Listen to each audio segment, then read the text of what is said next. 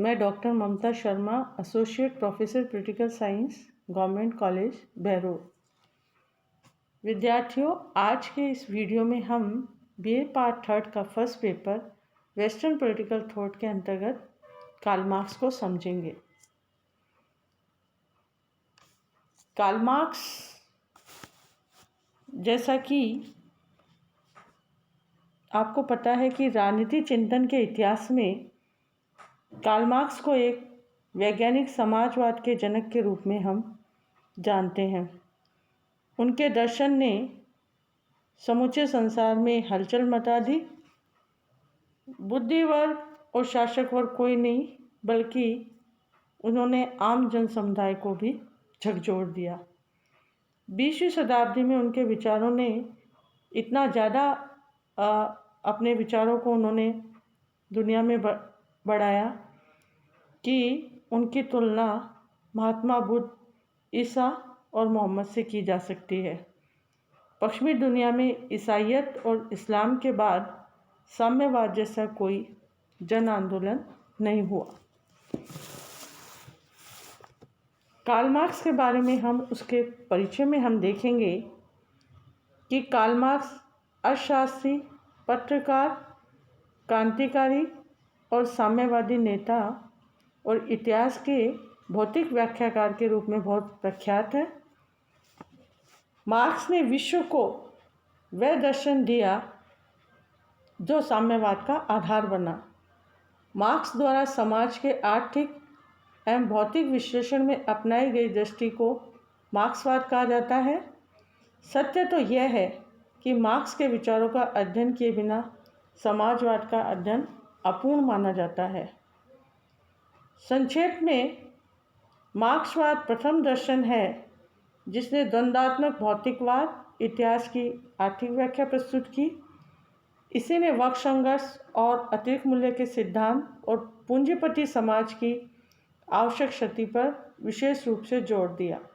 कहने का अभिप्राय यह है कि मार्क्सवाद पहला दर्शन है जिसने सर्वहारा वर्ग के प्रभुत्व को स्थापित करने के लिए एक व्यावहारिक कार्यक्रम प्रस्तुत किया और मार्क्सवाद को आधुनिक समाज का भौतिकवादी विश्लेषण करना उचित होगा।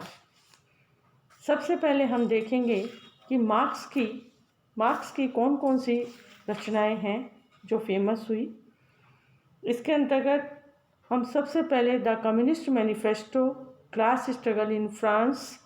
कम्युनिस्ट मैनिफेस्टो के बारे में मैं कुछ बताना चाहूँगी, जो कि इसकी सबसे प्रमुख कृति रही है। कम्युनिस्ट मैनिफेस्टो वैज्ञानिक कम्युनिज्म का पहला दस्तावेज है। ऐतिहासिक भौतिकवाद की सैद्धांतिक प्रस्तावनाओं के आधार पर कम्युनिस्ट घोषणा पत्र के रचयिताओं ने यह सिद्धांत साफ साफ निरूपित किया कि वर्ग रहित विग्रहपूर्ण समाजों में विकास की प्रेरक शक्ति वर्ग संघर्ष ही होता है। इसी के साथ साथ उन्होंने क्लास स्ट्रगल इन फ्रांस की बात कही। इन्हीं की रचनाओं में the poverty of philosophy, the civil war in France, class struggle in France, इन सभी रचनाओं के प्रतिपादक कार्ल मार्क्स ही रहे हैं। कार्ल मार्क्स के इन विचारों के अंतर्गत हम देखेंगे कि मार्क्स के विचारों के स्रोत कौन कौन से रहे, क्या क्या सोर्सेस थे जिसके द्वारा मार्क्स के ऊपर उनका प्रभाव भी पड़ा और उन्होंने अपने चिंतन का इसके अंतर्गत उनको आधार भी बनाया। मार्क्स वैज्ञानिक समाजवाद का जनक है। इस दृष्टि से उसकी विचारधारा मौलिक विचारधारा मानी जाती है, परंतु यह भी उल्लेखनीय है कि मार्क्स ने अपनी विचारधारा के निर्माण में जिन भिन्न भिन्न सिद्धांतों का प्रतिपादन किया वे उनके मौलिक सिद्धांत नहीं है। मार्क्स की विचारधारा के प्रमुख स्रोत निम्नलिखित है, जिसके अंतर्गत हम देखेंगे। सबसे पहले ब्रिटिश अर्थशास्त्रियों का शास्त्रीय चिंतन। मार्क्स का प्रमुख प्रेरणा स्रोत 19वीं सदी में ब्रिटिश अर्थशास्त्रियों का शास्त्रीय चिंतन था। मार्क्स का समाज अर्थशास्त्रीय चिंतन उसी से निश्चित है। मार्क्स ने एडम स्मिथ, रिकार्डो आदि अर्थशास्त्रियों द्वारा प्रतिपादित श्रम आधारित मूल्य सिद्धांत, अतिरिक्त मूल्य सिद्धांत आदि का पूर्ण प्रयोग किया, लेकिन उनकी दिशा बदल दी। ब्रिटिश अर्थशास्त्रियों ने उन्हें पूंजीपतियों के हित में प्रतिपादित किया था, अतः मार्क्स ने उनका प्रयोग श्रमिकों के हित में पूंजीपति द्वारा किए जाने वाले शोषण का पर्दाफाश करने के लिए किया। इसी तरह से फ्रेंच समाजवादियों का चिंतन। फ्रांस में साइमन, चार्ल्स कुरियन और प्रोडर आदि चिंतकों द्वारा जिस समाजवाद का प्रतिपादन किया गया था उसका स्वरूप यद्यपि काल्पनिक था, तथापि वह अपने चरित्र में क्रांतिकारी भी था। उत्पादन के साधनों के स्वामित्व का सिद्धांत, श्रमिकों का उत्थान और उनके शोषण करने वाले वर्ग के विनाश का सिद्धांत और वर्गहीन समाज की स्थापना का विचार आदि मार्क्स ने फ्रांसीसी चिंतन से भी ग्रहण किए। इसी तरह हीगलवादियों के विचार। हीगल की द्वंद्वात्मक पद्धति ने कार्ल मार्क्स को सर्वाधिक प्रभावित किया। हीगल की वह दृष्टि उनके लिए महत्वपूर्ण थी जो मनुष्य के इतिहास, उनके विकास क्रम को द्वंद्वात्मक आधार पर समझने समझाने की कोशिश करती थी। हीगल की भांति मार्क्स ने भी ये स्वीकार किया कि ऐतिहासिक विकास की प्रक्रिया द्वंद्वात्मक है। हीगल की भांति मार्क्स के सामाजिक दर्शन का लक्ष्य भी दोहरा था और सामाजिक विकास के जिस दर्शन का निर्माण इन दोनों व्यक्तियों ने किया था उसमें यह भी शामिल था कि उसमें भाग लेने वाले उसे प्रभावित करें। अतः हीगल की भांति कार्ल मार्क्स का दर्शन भी सामाजिक दर्शन था। इसी तरह उस समय की सामयिक और आर्थिक परिस्थितियों में भी मार्क्सवादी दर्शन का जन्म यूरोप के नवीन युग के इतिहास के लिए काफ़ी अर्थपूर्ण वर्षों में हुआ था। संक्षेप में मार्क्स के द्वारा दिए गए इस एस्पेक्ट के अंतर्गत वेपर ने इनके बारे में कहा है कि मार्क्स की गिनती विश्व के सर्वाधिक महत्वपूर्ण राजनीतिक दार्शनिकों में होनी चाहिए, क्योंकि उसने विश्व को न केवल एक नवीन क्रांतिकारी विचारधारा दी बल्कि उस विचार के द्वारा विश्व के इतिहास की दिशा ही बदल दी। तत्पश्चात हम देखेंगे कि why we call Karl Marx father of scientific socialism, कि कार्ल मार्क्स को वैज्ञानिक समाजवाद का जनक क्यों कहा जाता है। इसके अंतर्गत हम एक दो बातें इसके अंतर्गत देखेंगे कि कार्ल मार्क्स आधुनिक युग का एक दार्शनिक है जिसने न केवल समाजवादी विचारधारा का प्रतिपादन किया अपितु सामाजिक और आर्थिक व्यवस्था में परिवर्तन लाने के वैज्ञानिक नियमों की खोज भी की। कार्ल मार्क्स का अमर ग्रंथ कैपिटल तथा कम्युनिस्ट मैनिफेस्टो समस्त सामाजिक विचारों की खान मानी जाती है और मार्क्सवादी समाजवाद को प्राय वैज्ञानिक समाजवाद के नाम से ही पुकारा जाता है। तत्पश्चात हम देखेंगे major principles of Karl Marx. Karl Marx को वैज्ञानिक समाजवाद का प्रवर्तक माना जाता है। मार्क्स के पूर्ववर्ती विचारकों ने नवयुग के सपने लिए थे, किंतु मार्क्स ने उन सपनों को साकार करने के भी प्रयास किए और मार्क्स ने अपने विचारों को वैज्ञानिक समाजवाद बदलाया। उसने अपने विचारों को वैज्ञानिक इसलिए कहा कि उसने एक वैज्ञानिक की भांति समाज के स्वरूप एवं विकास के नियमों की खोज करने का प्रयत्न किया था। उसने यह पता लगाया कि समाज में परिवर्तन क्यों होते हैं और भविष्य में भी ये परिवर्तन किस प्रकार से और किस दिशा में होंगे। वह इस निष्कर्ष पर पहुंचता है कि मानव समाज में परिवर्तन अकस्मात नहीं होते हैं अपितु कुछ विशिष्ट नियमों के अनुसार होते हैं। इस आधार पर कार्ल मार्क्स के सिद्धांतों को मार्क्सवाद कहा जाता है और इसके प्रमुख सिद्धांत निम्नलिखित है। द्वंद्वात्मक भौतिकवाद, जिसे हम डायलेक्टिक मेटलिज्म कहते हैं, इतिहास की आर्थिक व्याख्या, वर्ग संघर्ष का सिद्धांत और अतिरिक्त मूल्य का सिद्धांत। आज के हम वीडियो में सबसे पहले कार्ल मार्क्स के डायलेक्टिक मेटलिज्म के कंसेप्ट को समझेंगे। द्वंद्वात्मक भौतिकवाद। द्वंद्वात्मक भौतिकवाद का सिद्धांत कार्ल मार्क्स के संपूर्ण चिंतन का मूल आधार है। इस सिद्धांत के प्रतिपादन में मार्क्सवाद ने द्वंद्वात्मक का विचार हीगल की द्वंद्वात्मक पद्धति से ग्रहण किया और भौतिकवाद का दृष्टिकोण अपनाया। इन दोनों के सम्मिश्रण ने द्वंद्वात्मक के सिद्धांत को एकदम नई और मौलिक दिशा प्रदान की।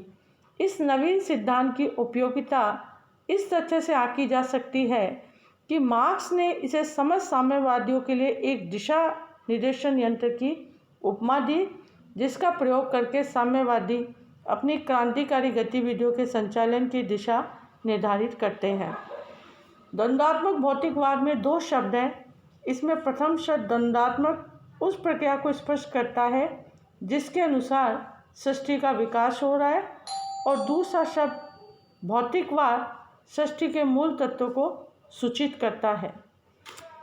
द्वंद्वात्मक प्रतिक्रिया मार्क्स का द्वंद्वात्मक हीगल की द्वंद्वात्मक पद्धति पर आधारित है, परंतु हीगल के द्वंद्ववाद को मार्क्सवाद ने बिल्कुल उल्टा कर दिया। हीगल के द्वारा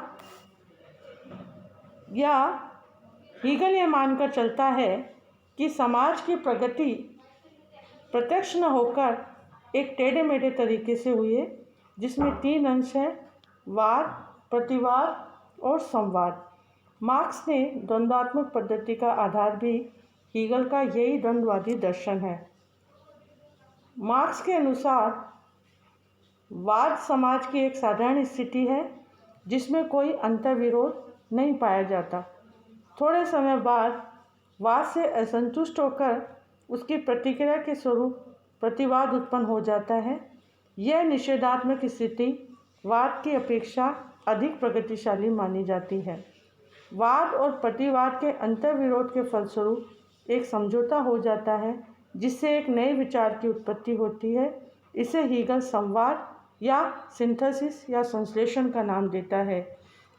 यही संश्लेषण आगे चलकर एक वाद हो जाता है, जिसका फिर प्रतिवाद उत्पन्न होकर संश्लेषण के द्वारा फिर एक नया विचार उत्पन्न होता है। इस प्रकार यह क्रम निरंतर चलता रहता है और इस प्रक्रिया में पहले किसी वस्तु का निषेध होता है और उसके पश्चात निषेध का निषेध होता है और इसके द्वारा एक उच्चतर वस्तु अस्तित्व में आती है। अतः हीगल के द्वंद्वात्मक के परिप्रेक्ष्य में मार्क्स में द्वंद्वात्मक को समझा जाता है। मार्क्स तथा उनके अनुयायियों ने द्वंद्वात्मक प्रक्रिया को गेहूं के पौधों के उदाहरण से समझाया है। गेहूं का दाना वाद है। भूमि में इसे बो देने पर गलकर या तो नष्ट होकर अंकुरित हो जाता है और पौधे का रूप ग्रहण कर लेता, और यह पौधा विकास का दूसरा चरण प्रतिवाद है।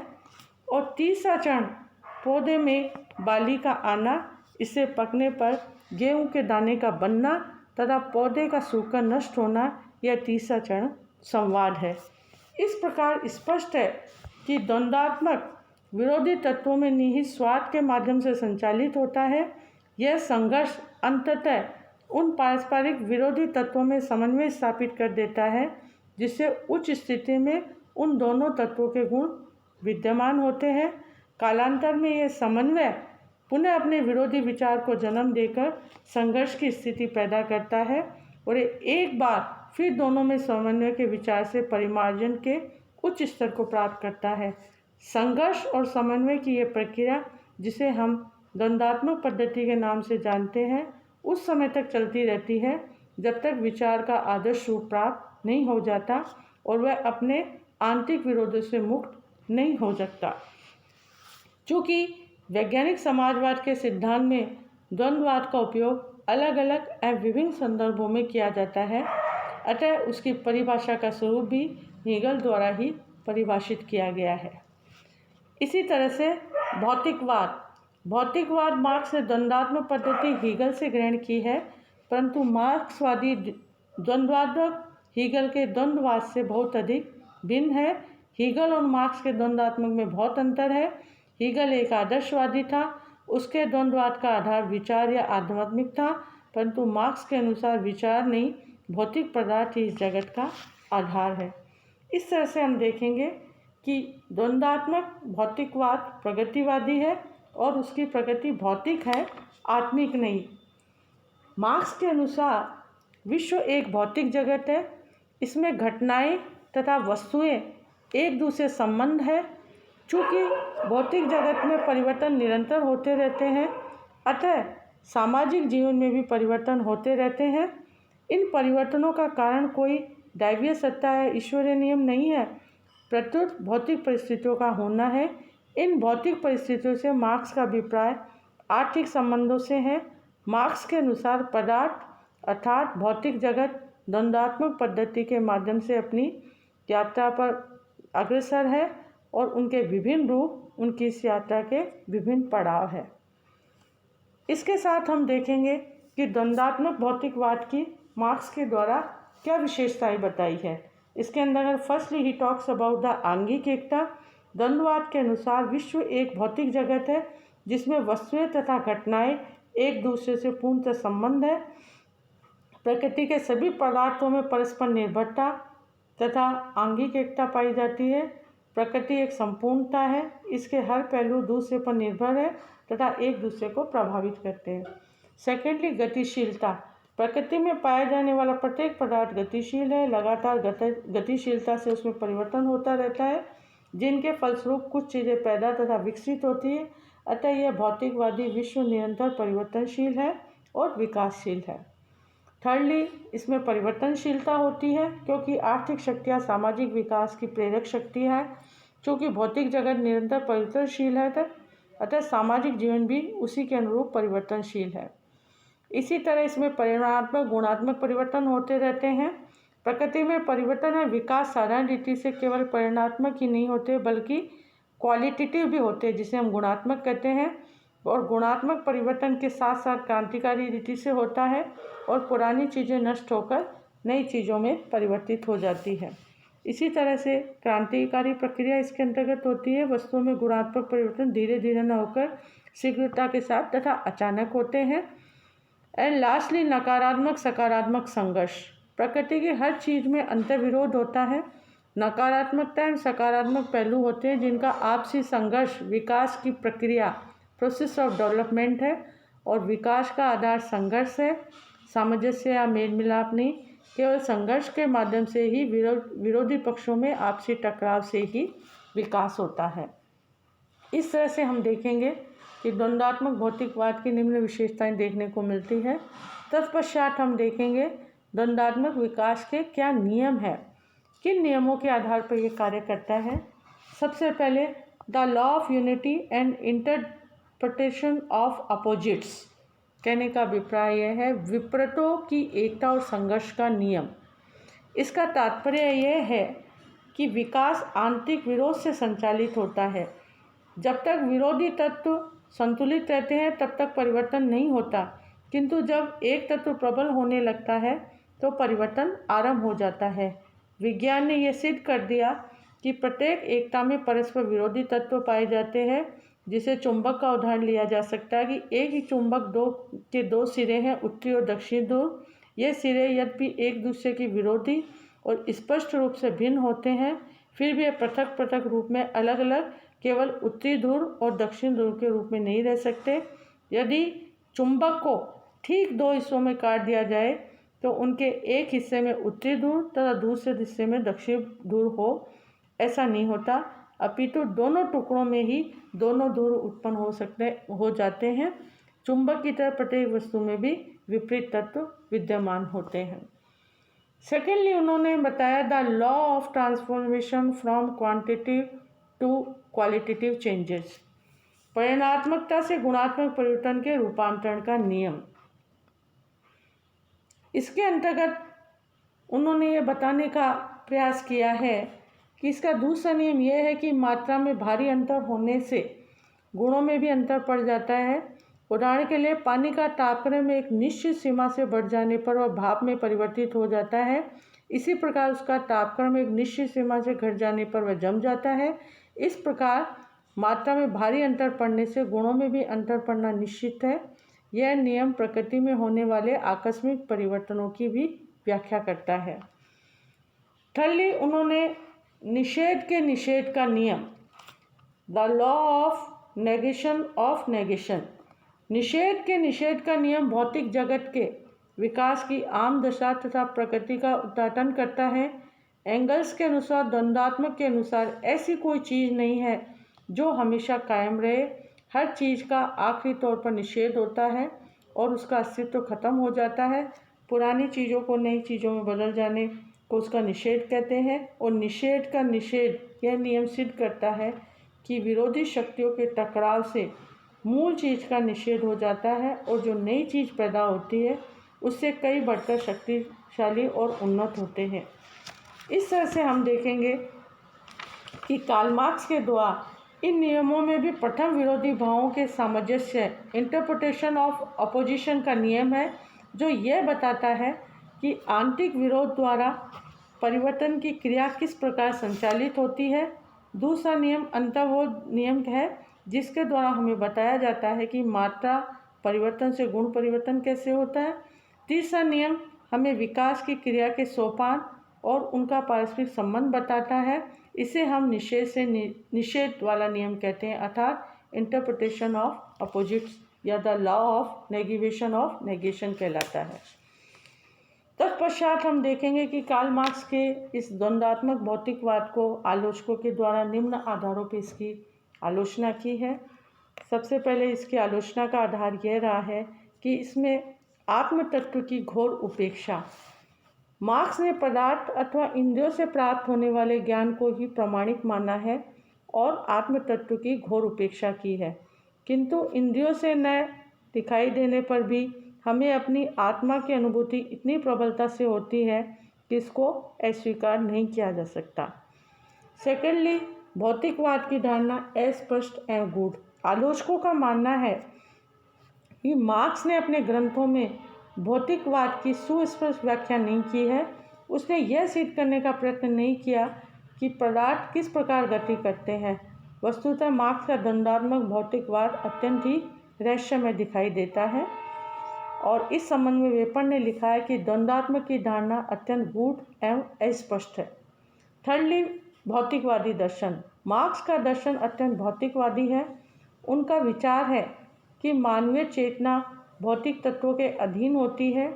मानव जीवन में भौतिक संतुष्टि ही मानसिक संतुष्टि की आधारशिला और मानव जीवन का सर्वोत्तम लक्ष्य है। आलोचकों के अनुसार केवल भौतिकवादी दर्शन के आधार पर एक आदर्शवादी दर्शन की सृष्टि नहीं की जा सकती।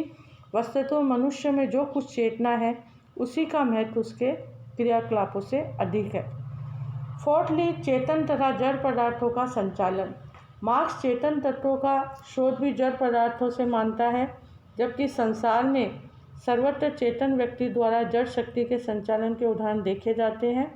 वस्तुतः जड़ पदार्थ में कोई गति स्वयं नहीं उत्पन्न हो सकती। मार्क्स उसे स्वयं गतिशील और विकासशील मानना तर्कसंगत प्रतीत नहीं होता। इसी तरह द्वंद्वात्मक पद्धति का विकास एक कपोल कल्पना है। मार्क्स का यह विचार तर्कसंगत नहीं है कि सृष्टि में संपूर्ण विकास द्वंद्वात्मक पद्धति से ही होता है। गेहूं के बीज के अनुकूल परिस्थितियों में स्वयं स्वाभाविक विकास होता है। इससे किसी व्यक्ति को तब तक वाद प्रतिवाद और संवाद नजर नहीं आता जब तक कि उसने हीगल और मार्क्स के दर्शन को अच्छे से समझ ना लिया हो। अतः द्वंद्वात्मक पद्धति में विकास की प्रक्रिया केवल हीगल और मार्क्स के मस्तिष्क की ही कल्पना मानते हैं। एंड लास्टली, प्रमाणों के बजाय दृष्टांतों पर बल। आलोचकों का मानना है कि मार्क्स की द्वंद्वात्मक पद्धति को पुष्ट करने के लिए केवल दृष्टांत ही दिए गए हैं, इसका कोई ऐतिहासिक प्रमाण नहीं है।